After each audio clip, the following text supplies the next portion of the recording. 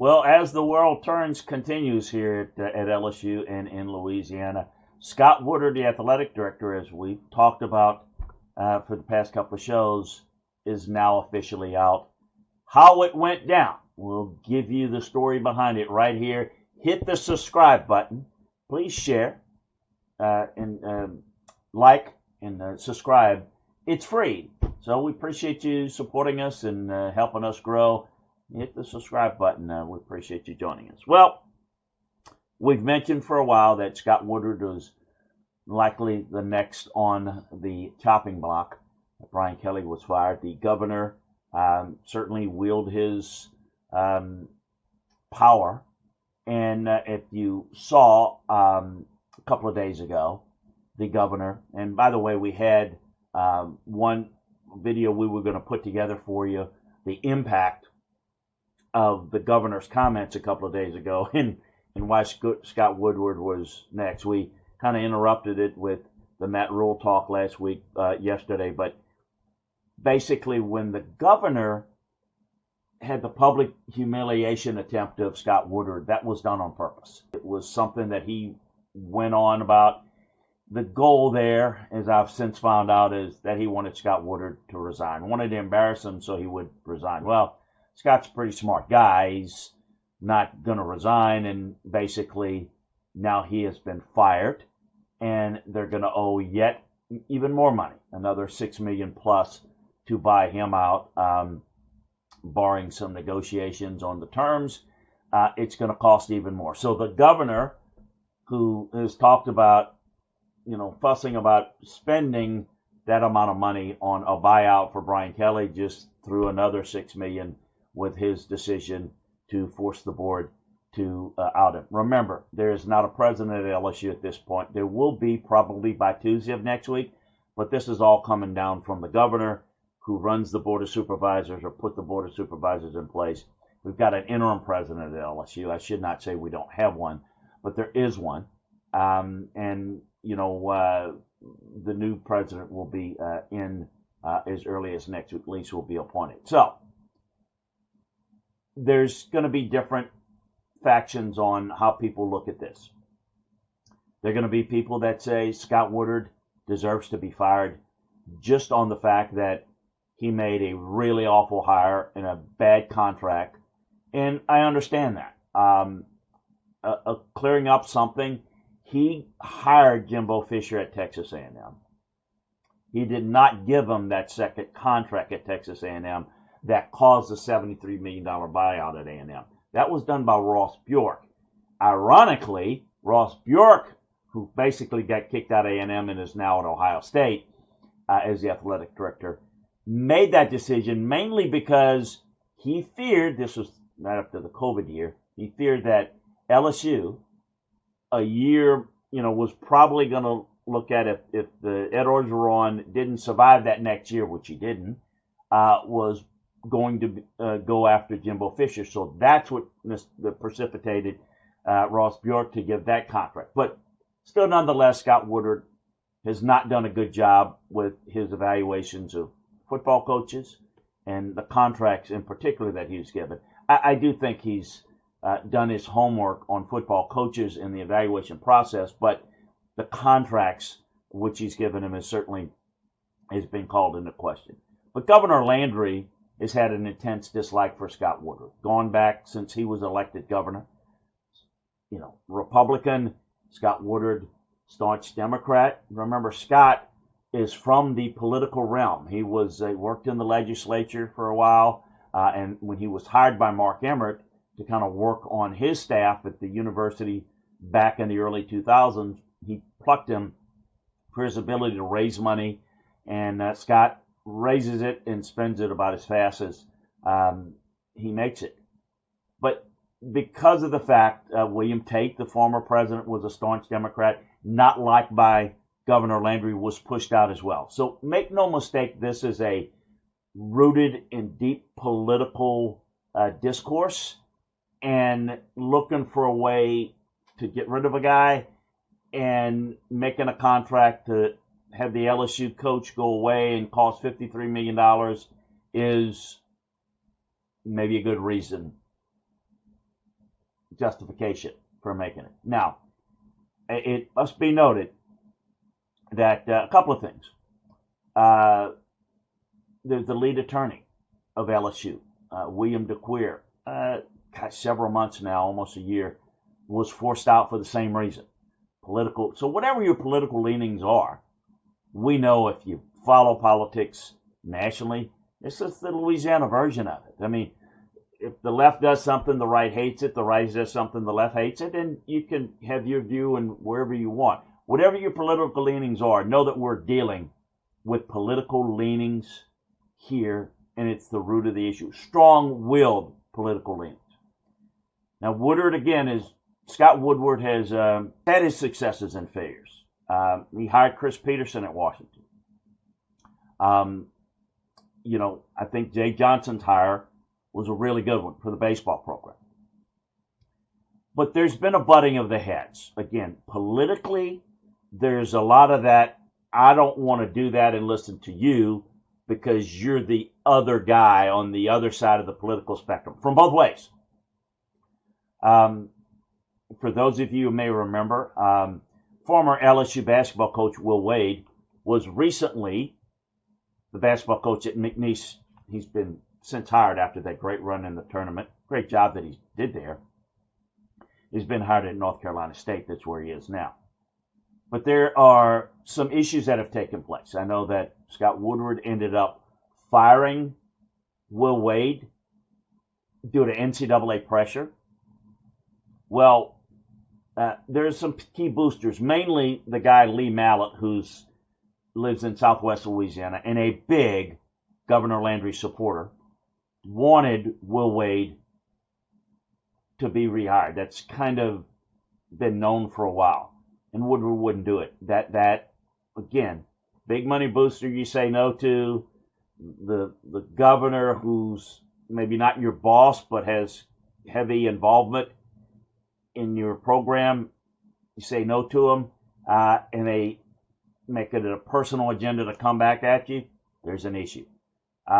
So the thing that you need to know is all the buyout money comes not from taxpayers. It comes from privately raised money. Now, I will tell you, if you look in detail of like Brian Kelly's contract, there is in that contract a guarantee that if the private money is not raised to buy him out, that the state of Louisiana is on the hook for it. So the governors use that to push his agenda on making this move. But the reality is the money's, my understanding, has already been raised. But it is important to know that it's probably not a good thing, and I don't think I can tell you it won't happen under this administration, that they will not guarantee any money from state, even though it's always come from private donors, and it will always continue to come from private donors. There needs to be, quote unquote, in some people's eyes, and leverage in negotiations with coaches. How is it going to be guaranteed if this doesn't happen? Well, we'll guarantee it from the state. The way it works for LSU, the buyout money is put into TAF, Tiger Athletic Foundation, and then the buyout comes from there, whatever it is. So a lot of this is pushing of agenda from the governor. It is creating a very bad image for Louisiana and LSU, mainly not because of the involvement, just because of the involvement. The involvement by politicians at a state university happens quite a bit. The governor of North Carolina pushed for Bill Belichick to get the job over John Summerall, by the way, the Tulane coach. How's that working out, by the way? But that happens a lot. And it's happened all the time at LSU. It's just not been this public. And it's been this public because I'm going to show you, I'm going to run your rear end out of town type of attitude. And again, Scott is a politician of his own background. I do think he has really good value in raising money. So where do they go from here in terms of an athletic director? And how does it affect the coaching search? Well, the interim athletic director is a player that when I was a coach there, played for us, that's been in administration at LSU for a long time. Verge Osbury is going to be the interim AD. He'll, if he wants to, will interview for the job. And I expect it's going to be someone with Louisiana ties. There are a couple of key guys to look at. J.R. Teagues, who is the athletic director at Southeast Louisiana, former baseball coach there, done a very good job there, and very frugal, hired good coaches. That's someone that's going to be high on the list. Heath Schroyer is the athletic director at McNeese, and he could follow the new president, Wade Rouse, who's going to be the new president at LSU, announced very soon. I'm assuming, from what I hear, that that's going to be the guy that he would like. What do these two guys have in common? Yes, they're Louisiana guys, Louisiana schools. They both operate small athletic departments. They're both very frugal. This is going to be a cost-cutting measure. Look, when I was on the staff at LSU back in the day, there was a guy named Bob Broadhead who had a very liberal budget and spent a lot and got LSU in the red back then because there wasn't the inflow of money that there is today. Joe Dean, who I also worked for, came in, and his job was to tighten the purse strings. And I love Joe, but if Joe swallowed a quarter, only 2 nickels would come out. I mean, he knew how to make a money stretch, and that was his whole goal. That was his Super Bowl. LSU's going to get a guy that is going to be much more fiscally responsible than Scott Woodward has been. Whether you think that's good, whether you think that's bad. The other couple other guys to keep in mind that I think will get interviews. Josh Brooks, young guy that I know back. He's the athletic director at Georgia. He's a former LSU equipment manager under Jeff Boss when Nick Saban was a coach. He's from Hammond, Louisiana. His wife is from there. I don't know that I'd recommend to him that he come to at this time under this environment where I think it's going to be very difficult to administrate. But again, that's why he's on the list. And then Michael Alford, who's the athletic director at Florida State, same thing. He's got Louisiana ties, went to Acadiana High School, and he's also, I think, someone that, look, this is not maybe the best time to get involved in this job. I'm not even sure that Verge wants the job at this point. So I would look strongly and think that it's probably going to be Schroyer from McNeese and J.R. Teagues. I think is probably where it's going to go. All have Louisiana ties. That's what the governor wants. What does this mean for the coaching search? Look, I think that while everyone looks at this as a zoo, rightly so, I do think this can be made positive by putting things in line and quickly kind of organizing a certain alignment. It's going to be with different people, obviously. But I can tell you, again, from a veteran of coaching searches, what a coach is going to want to know. What's the budget? What can I pay? What's the commitment to NIL? All the things that you're going to want to see. There is an assumption that's because it's LSU that, of course, you're going to be top on all those things.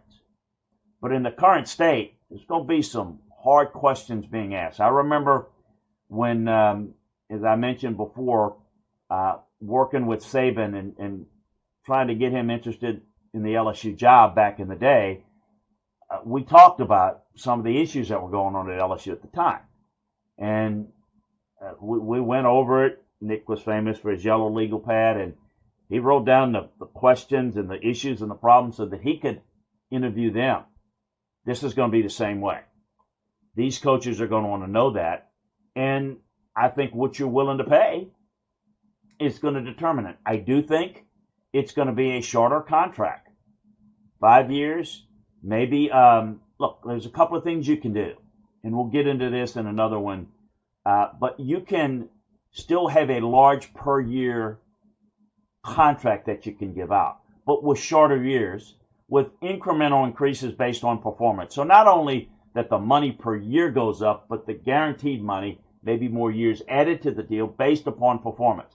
This type of deal is going to appeal to some, but it may not appeal to others. Why? Because the market is set that they can get more upfront security at other places. So how they approach this and talking with board members and talking about guys, candidates, it depends on where you want to go. Look, if you own a car lot and somebody comes to the car lot and says, I've got $30,000, what can you give me? Well, you're not going to take them to the brand new Mercedes-Benz lot. You got to decide what you want. Maybe you don't want that. That's fine. Plenty of good vehicles. You can get some. You can get used. There are a number of things you can do. But you got to know what it is you're willing to put forth. And I think it's going to depend on who the guy is. I don't think they're going to go on the cheap. But I can tell you they're going to be a little more thrifty. So I do think as this move goes forward, I do think there's going to be a tightening of the belt in places where it should be, quite frankly. And I think in football, I think you need to have more leeway, more willingness to spend money. So that's kind of what is the latest. That's where it is with the athletic director situation. So the next step is the president being hired, and I do believe, that is going to be announced very quickly, maybe within the next week officially, and then the starting date for him may be January 1st, but we're going to be off and rolling.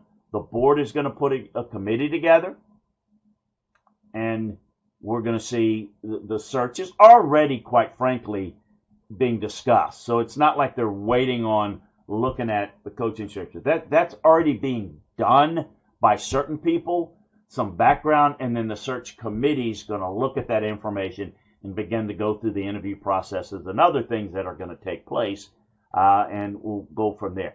But the president would be put in place. We're going to have to go through, as a state university, a interview process and an application process for all these athletic director candidates, and I think we're going to see one of those 4 or 5 that I mentioned, will be your next AD. Then I think, obviously, they're going to run parallel. The search for the coach is going to continue, and I'm sure, certainly, at that point, the new president, the new athletic director are going to be involved in it. But make no mistake that the board of supervisors, they're going to form the committee because of the governor. I don't think the governor's going to pick the coach. I don't believe that at all. I don't think he wants to, but he does want to know what the contract looks like, where the buyout is going to come from, and how the contract is written. You can bet your bottom dollar that he's going to look strongly at that. It wasn't that type of oversight in the last coaching search. The governor gave full reign to the president at that time, William Taft, John Bell Edwards, the governor, William Tate, the president, and then they let Scott Woodward do the whole thing. And other than those 2 people, no one else was really involved in the process except a couple of others that were doing legwork for Scott. It's not going to be that way this time around. It's going to be vetted a little more closely, and we'll keep you up to date on everything that takes place. Look, we appreciate you joining us. Appreciate your patience in getting all this information out to you. We'll talk to you again next time, everybody.